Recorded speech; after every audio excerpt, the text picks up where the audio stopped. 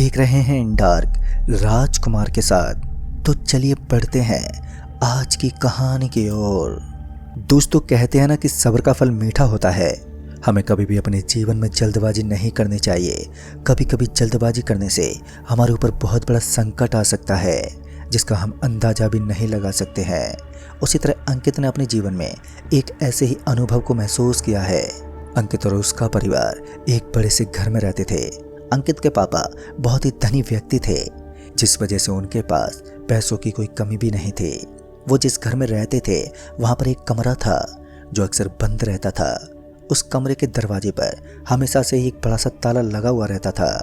अंकित ने अपने घर वालों से काफ़ी बार उस कमरे के बारे में पूछा था, पर हर बार उसके घर वाले इस बात को टाल देते थे और उसे दोबारा इस बारे में ना पूछने के लिए कहते थे। पर अंकित बहुत ही जिद्दी लड़का था।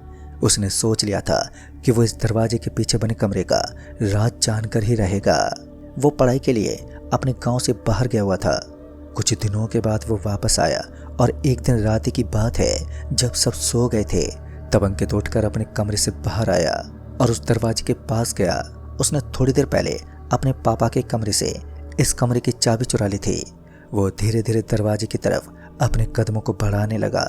वो बड़ी उत्सुकता के साथ अपने कदमों को उस कमरे की तरफ बढ़ा रहा था, पर उसे नहीं पता था कि उसकी ये उत्सुकता उसके लिए एक खतरा भी बन सकती है। वो कमरे के पास जाकर उस दरवाजे पर लगे ताले को खोलने लगा, पर वो ताला काफ़ी सालों से लगा हुआ था।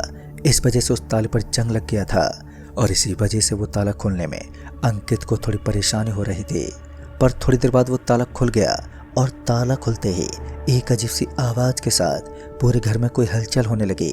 वो दरवाजा अभी भी बंद ही था, पर वो ताला खुल चुका था और ताला खुलते ही ऐसे हलचल होने के कारण सभी की नींद खुल गई थी और सभी जल्दी से उस कमरे के पास आए तो उन्होंने देखा कि अंकित उस कमरे के पास खड़ा है और उस कमरे के दरवाजे पर लगा हुआ ताला भी खुला हुआ था और अंकित के हाथ में ही था।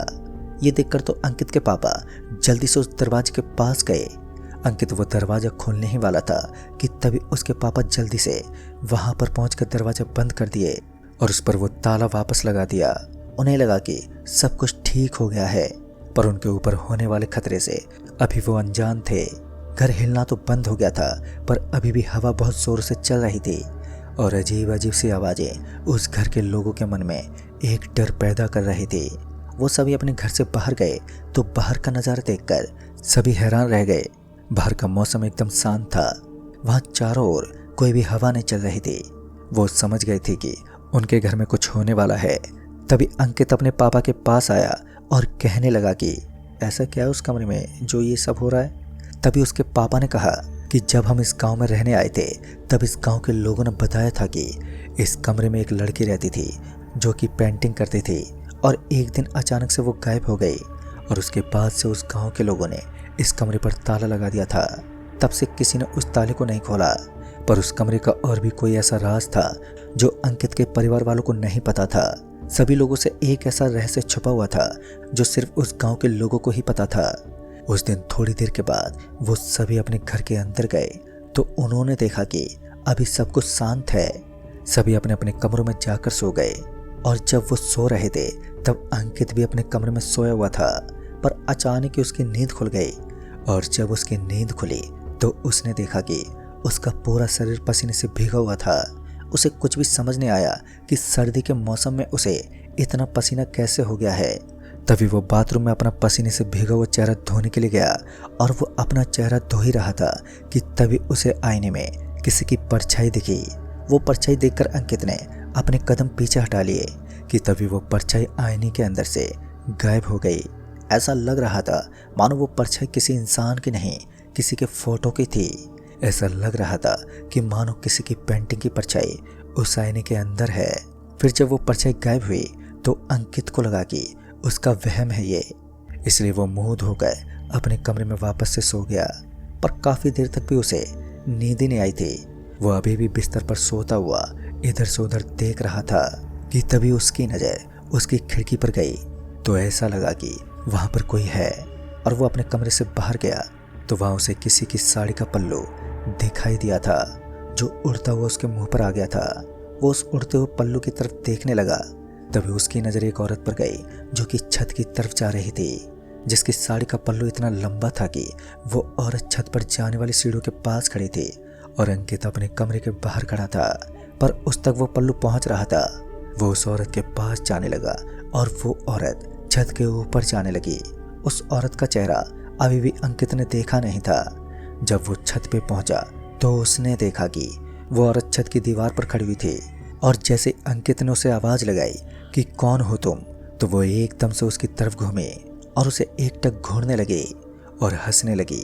तभी अंकित उस औरत से कहने लगा कि आप नीचे आ जाइए वरना आप नीचे गिर जाएंगे। तभी वो औरत जोरों से हंसने लगी। उसकी हंसी अंकित को हैरान कर रही थी कि आखिर वो औरत छत की दीवार पर क्यों खड़ी है।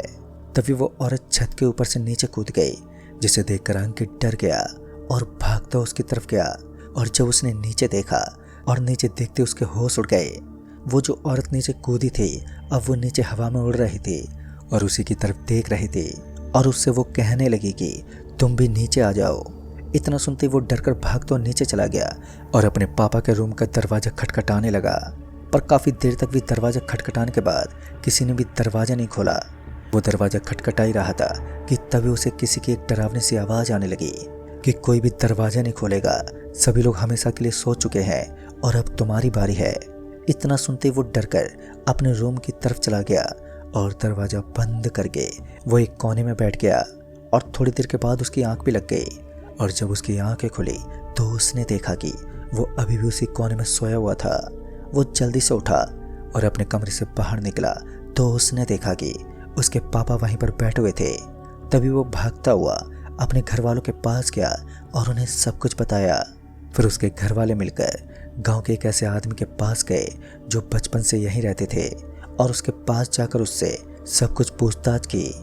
तब उस आदमी ने उस कमरे के पीछे का पूरा रहस्य बताया कि 25 साल पहले यहाँ पर एक 20 साल की लड़की रहने के लिए आई थी और वो यहाँ की मेहमान थी और इस घर का मालिक बहुत ही अच्छे स्वभाव का था, जिस वजह से उसने उस लड़की को ये कमरा रहने के लिए दे दिया था और कहा था कि जब तक वो इस गांव में है वो इस घर में रह सकती है। उस लड़की को पेंटिंग करने का बहुत शौक था और वो बहुत ही अच्छी पेंटिंग करती थी और काफ़ी लोगों को उसकी पेंटिंग काफ़ी पसंद आती थी, तो वो उसे खरीदते भी थे। उस मकान के मालिक का एक बेटा था जो बहुत ही बेशर्म था। इस वजह से उस घर के मालिक ने उसे घर से दूर पढ़ने के लिए भेज दिया था और अपनी पत्नी के साथ ही रहता था। वो उस लड़की को अपनी बेटी की तरह मानता था और वो लड़की भी उन्हें बहुत प्यार करती थी। उस लड़की के कमरे में जगह जगह पर बहुत ही सुंदर सुंदर पेंटिंग पड़ी हुई थी। उस लड़की को यहाँ रहते हुए अब 3 महीने हो गए थे और उस लड़की की कोई फैमिली भी नहीं थी, जिस वजह से इस घर के मालिक ने हमेशा के लिए उसे रोक लिया था। पर कुछ दिनों के बाद उसका बेटा घर वापस आ गया था क्योंकि दिवाली आने वाली थी और वो जब यहाँ पर आया और लड़की को देखा तो उसे देखकर उसने उसे बहुत परेशान किया और एक दिन वो उस लड़की के कमरे में चला गया और उसकी सारी पेंटिंग को ख़राब कर दिया। ये देखकर उस लड़की को बहुत ही ज़्यादा गुस्सा आ गया।